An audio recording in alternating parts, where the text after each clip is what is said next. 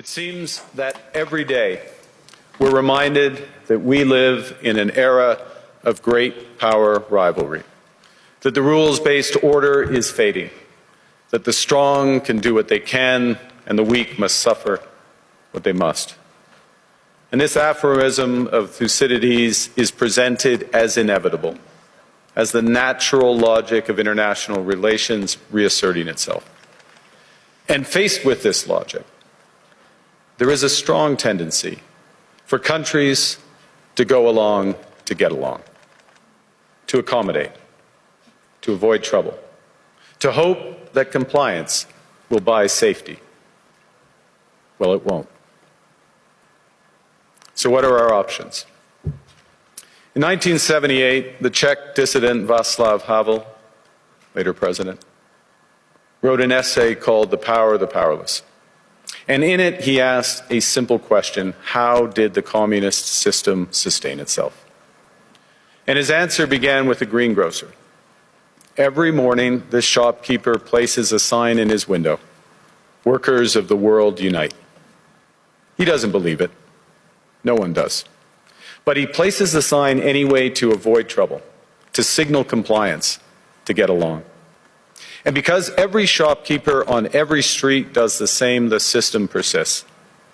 Not through violence alone, but through the participation of ordinary people in rituals they privately know to be false. Havel called this living within a lie.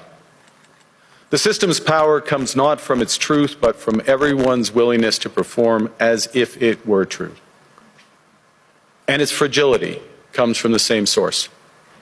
When even one person stops performing, when the greengrocer removes his sign, the illusion begins to crack. Friends, it is time for companies and countries to take their signs down. For decades,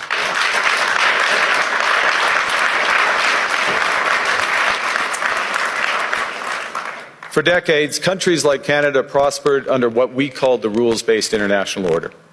We joined its institutions, we praised its principles, we benefited from its predictability. And because of that, we could pursue values-based foreign policies under its protection. We knew the story of the international rules-based order was partially false, that the strongest would exempt themselves when convenient, that trade rules were enforced asymmetrically. And we knew that international law applied with varying rigor depending on the identity of the accused or the victim. This fiction was useful, and American hegemony in particular helped provide public goods, open sea lanes, a stable financial system, collective security, and support for frameworks for resolving disputes. So we placed the sign in the window. We participated in the rituals, and we largely avoided calling out the gaps between rhetoric and reality. This bargain no longer works. Let me be direct. We are in the midst of a rupture, not a transition. Over the past 2 decades, a series of crises in finance, health, energy, and geopolitics have laid bare the risks of extreme global integration. But more recently, great powers have begun using economic integration as weapons. Tariffs as leverage, financial infrastructure as coercion, supply chains as vulnerabilities to be exploited.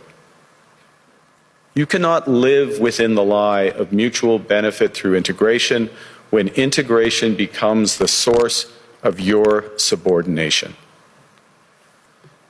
The multilateral institutions on which the middle powers have relied, the WTO, the UN, the COP, the architecture, the very architecture of collective problem solving are under threat.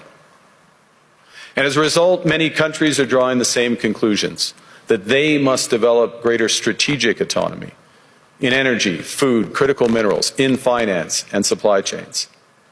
And this impulse is understandable. A country that can't feed itself, fuel itself, or defend itself has few options. When the rules no longer protect you, you must protect yourself. But let's be clear-eyed about where this leads. A world of fortresses will be poorer, more fragile, and less sustainable. And there's another truth. If great powers abandon even the pretense of rules and values for the unhindered pursuit of their power and interests, the gains from transactionalism will become harder to replicate. Hegemons cannot continually monetize their relationships. Allies will diversify to hedge against uncertainty. They'll buy insurance, increase options in order to rebuild sovereignty. Sovereignty that was once grounded in rules but will increasingly be anchored in the ability to withstand pressure. This room knows this is classic risk management. Risk management comes at a price. But that cost of strategic autonomy, of sovereignty, can also be shared. Collective investments in resilience are cheaper than everyone building their own fortresses. Shared standards reduce fragmentations. Complementarities are positive sum. And the question for middle powers like Canada is not whether to adapt to the new reality. We must. The question is whether we adapt by simply building higher walls or whether we can do something more ambitious. Now, Canada was amongst the first to hear the wake-up call, leading us to fundamentally shift our strategic posture. Canadians know that our old, comfortable assumptions that our geography and alliance memberships automatically conferred prosperity and security, that assumption is no longer valid. And our new approach rests on what Alexander Stubb, the President of Finland, has termed value-based realism. Or to put another way, we aim to be both principled and pragmatic. Principled in our commitment to fundamental values, sovereignty, territorial integrity, the prohibition of the use of force except when consistent with the UN Charter, and respect for human rights. And pragmatic in recognizing that progress is often incremental, that interests diverge, that not every partner will share all of our values. So we're engaging broadly, strategically, with open eyes. We actively take on the world as it is, not wait around for a world we wish to be. We are calibrating our relationships so their depth reflects our values. And we're prioritizing broad engagement to maximize our influence, given the fluidity of the world at the moment, the risks that this poses, and the stakes for what comes next. And we are no longer just relying on the strength of our values, but also the value of our strength. We are building that strength at home. Since my government took office, we have cut taxes on incomes, on capital gains and business investment. We have removed all federal barriers to interprovincial trade. We are fast-tracking $1 trillion of investments in energy, AI, critical minerals, new trade corridors, and beyond. We're doubling our defense spending by the end of this decade, and we're doing so in ways that build our domestic industries. And we are rapidly diversifying abroad. We've agreed a comprehensive strategic partnership with the EU, including joining SAFE, the European Defence Procurement Arrangements. We have signed 12 other trade and security deals on 4 continents in 6 months. In the past few days, we've concluded new strategic partnerships with China and Qatar.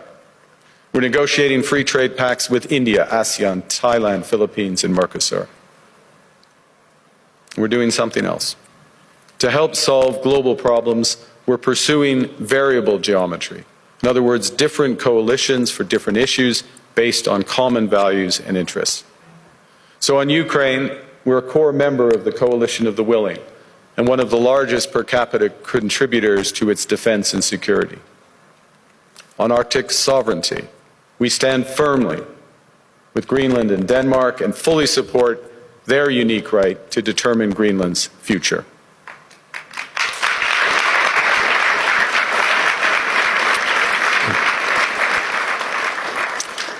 Our commitment to NATO's Article 5 is unwavering.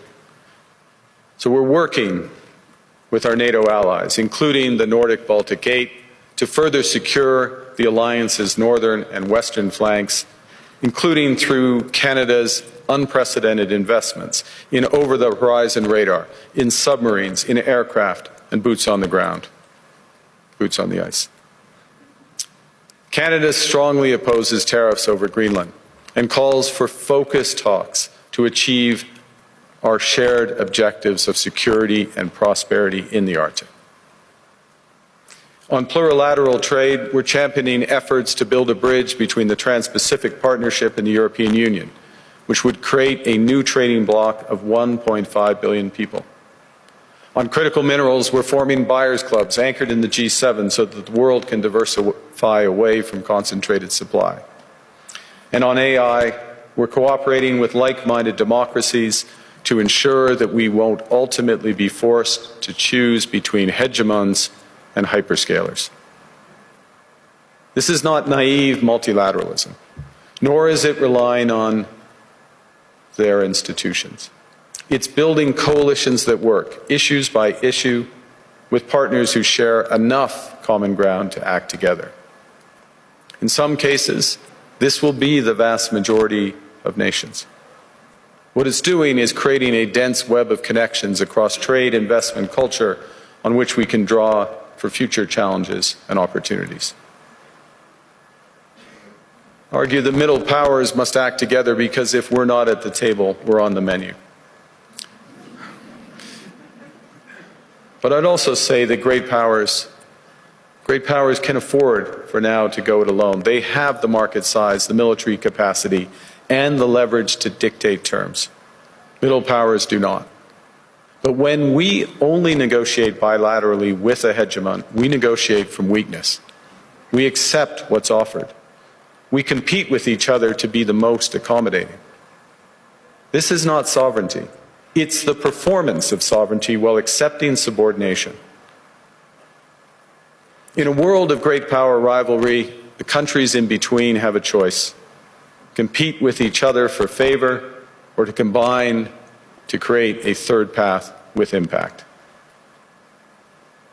We shouldn't allow the rise of hard power to blind us to the fact that the power of legitimacy, integrity, and rules will remain strong if we choose to wield them together. Which brings me back to Havel. What does it mean for middle powers to live the truth? Well, first, it means naming reality. Stop invoking rules-based international order as though it still functions as advertised. Call it what it is: a system of intensifying great power rivalry where the most powerful pursue their interests using economic integration as coercion. It means acting consistently, applying the same standards to allies and rivals. When middle powers criticize economic intimidation from one direction but stay silent when it comes from another, we are keeping the sign in the window. It means building what we claim to believe in. Rather than waiting for the old order to be restored, it means creating institutions and agreements that function as described. And it means reducing the leverage that enables coercion. That's building a strong domestic economy. It should be every government's immediate priority. And diversification internationally is not just economic prudence, it's a material foundation for honest foreign policy, because countries earn the right to principled stands by reducing their vulnerability to retaliation. So Canada. Canada has what the world wants. We are an energy superpower. We hold vast reserves of critical minerals. We have the most educated population in the world. Our pension funds are amongst the world's largest and most sophisticated investors. In other words, we have capital, talent. We also have a government with immense fiscal capacity to act decisively. And we have the values to which many others aspire. Canada is a pluralistic society that works. Our public square is loud, diverse, and free. Canadians remain committed to sustainability. We are a stable and reliable partner in a world that is anything but. A partner that builds and values relationships for the long term. And we have something else. We have a recognition of what's happening and a determination to act accordingly. We understand that this rupture calls for more than adaptation. It calls for honesty about the world as it is. We are taking the sign out of the window. We know the old order is not coming back. We shouldn't mourn it. Nostalgia is not a strategy. But we believe that from the fracture, we can build something bigger, better, stronger, more just. This is the task of the middle powers. The countries that have the most to lose from a world of fortresses and the most to gain from genuine cooperation. The powerful have their power. But we have something too. The capacity to stop pretending, to name reality, to build our strength at home, and to act together. That is Canada's path. We choose it openly and confidently, and it is a path wide open to any country willing to take it with us. Thank you very much.